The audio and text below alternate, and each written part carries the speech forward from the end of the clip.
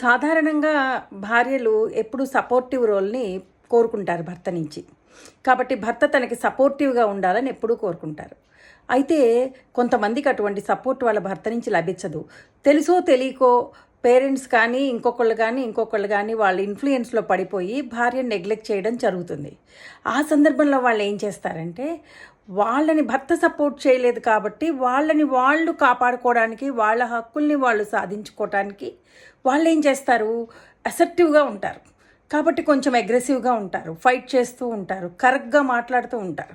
ఇవన్నీ చూసి మా భార్య సబ్మిసివ్గా లేదు, సోబర్గా లేదు, సాఫ్ట్గా లేదు అని అనుకుంటూ ఉంటారు భర్తలు.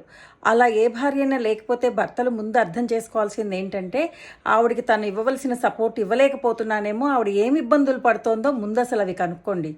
అప్పుడు ఈ సిచ్యువేషన్ నుంచి మీరు బయటపడతారు. By for now.